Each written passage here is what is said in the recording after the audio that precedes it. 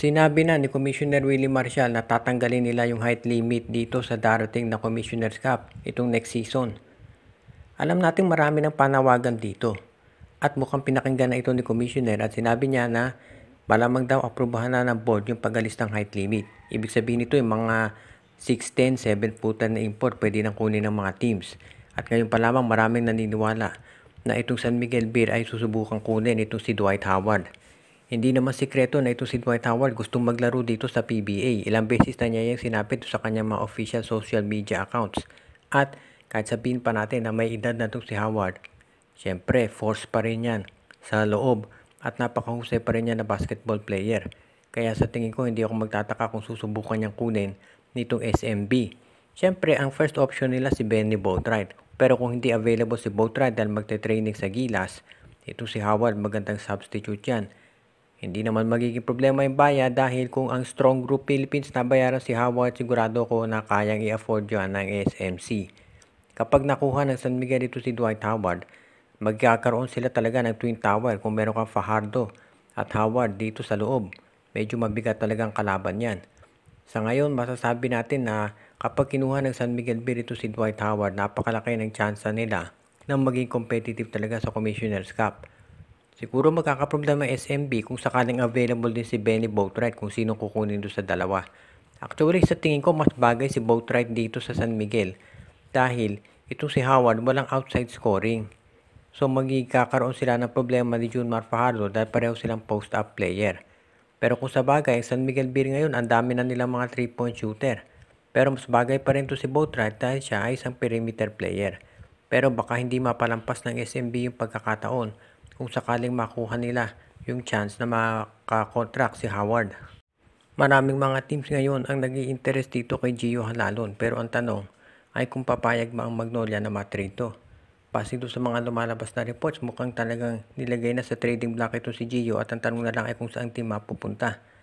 Base doon sa nakikita natin, ang Magnolia ay hahanap ng isang point guard na pwedeng ipalit dito kay Gio.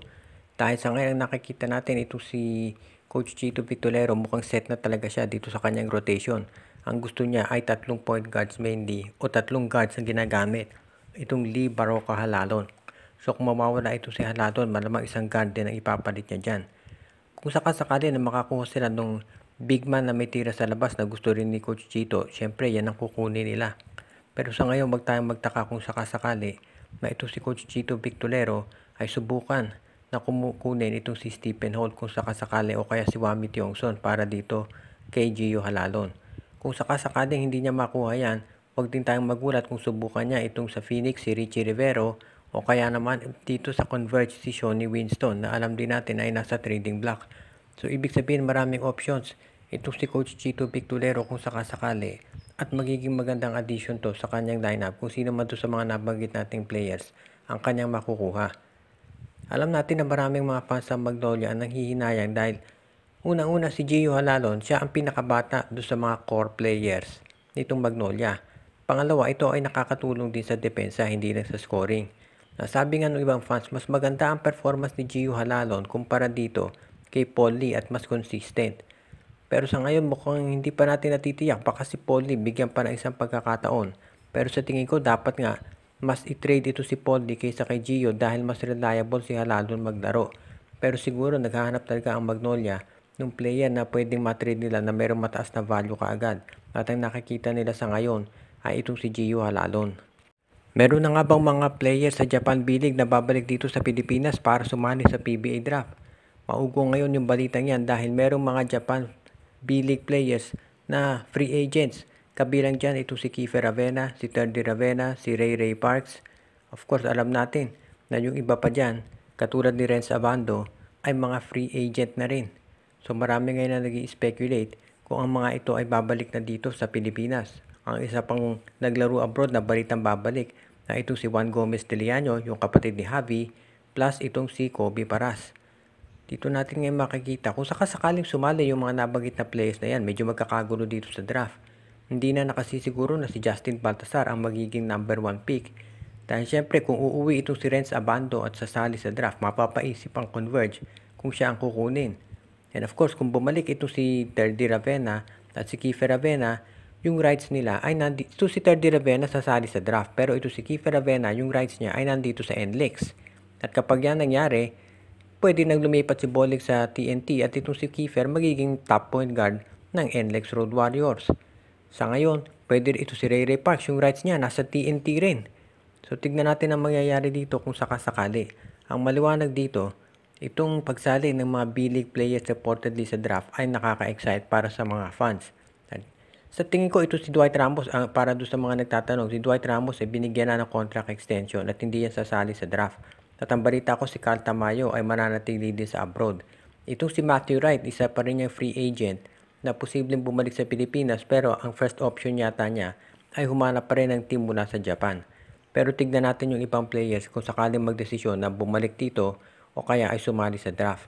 Kaya kung sakasakali magiging exciting itong darating na season para sa PBA at makakakita tayo ng maraming mga panibagong mga players. Nanalo itong Meralco Bolts doon sa Game 6 at nagkaroon ng Game 7 ngayon. Ayon dito kay Coach Luigi Trillo, napaka-importante nito para sa kanila dahil gusto nilang siguraduhin siyempre na buhay pa sila at yun daw Game 7 talaga ang gusto nilang mangyari. Out of town itong Game 7 sa Batangas gaganapin at makikita natin dito kung sino ba talaga ang mananig sa serye na to. Medyo naging unpredictable itong serye ng Ginebra at Meralco. Nanaig ang Ginebra doon sa first game, nanalo ng 2 sunod ng Meralco, tapos nanalo naman ng 2 sunod ng Ginebra. At ngayon naman nakita natin na itong Meralco nakabawi ulit. So tignan natin kung anong mangyayari ngayon. Ang importante dito masasabi natin, ang magandang nilaro nitong Meralco Bolts mula umpisa. Nakita natin bumawi Ginebra, nakakuha ng 6-point lead noong second quarter, pero umarangkada ang Meralco nung itong si Alain Maliksi ay nahanap yung kanyang tira. Sinabi ni Coach Timko na yun talaga importante sa kanila. Kumbaga sa Meralco ang importante pigilin si Stan Hardinger. Sa panig naman ng Ginebra, ang kailangan nilang pigilin si Alain Maliksi. Nakabawi ang Meralco noong nakita ni Maliksi yung kanyang scoring touch at kung nagkasunod-sunod na yung puntos nito sa second half, doon nagka-problema ang Ginebra. Alam ito ni Coach Timko dahil naging player niya itong si Alain Maliksi nung siya pa ang coach nitong BMEG San Mig Coffee. So tignan natin ngayon kung ano mangyayari dito sa Game 7. Ang importante dito kung ikaw Ginebra, kailangan magkaroon ka ng good start. Dahil syempre, bago yung court, maninibago yung mga players. At kapag out of town, advantage talaga Ginebra. Dahil usually puno yung mga venue at karamihan dyan ay fans ng Ginebra. So para meron silang home court advantage. Kung ikaw naman ang Meralco, good start din ang hahanapin mo dito sa Game 7 dahil mahirap maghabol kapag yung home crowd ay nag-cheer dito sa Ginebra at kapag out of town. Alam natin malakas ang Ginebra maglaro kapag out of town games. Kaya ito ay magiging kaabang-abang. Shout out kay Joseph Pineda, Donel Santiago, RG Bueno at Dalina family. Pinabati din natin si Eduardo Monsales, Junjun Angie, Patpat at B-Boy Matas, John Ray Marquisuela, Roman de la Cruz Agustin, Edwin Carmona Jr., Ireneus Talangsang, Judy, Edwina, Shaina, Carl Jaira at Jonah Villarosa, si OG, Len Gio, Gia Santillana at Tagle Family, JJ Sibum, John Ray Marquisuela, John Mike Winky, Carl Alarcos, Juan Solege, Alexis Teterala, Anthony Alon Family. Pinapati din natin si Michael D, Jonald Malyari, Romeo Conchada, Katsakino Dukusin, Jonel Alagon, Joshua Giray, Espejo at Rosales Family, Donel Santiago, Joshua Giray, Espejo at Rosales Family, Jason Mendoza, Dexter Domer, Enju, Rico Olarte at ang iba pa nating taga-subaybay.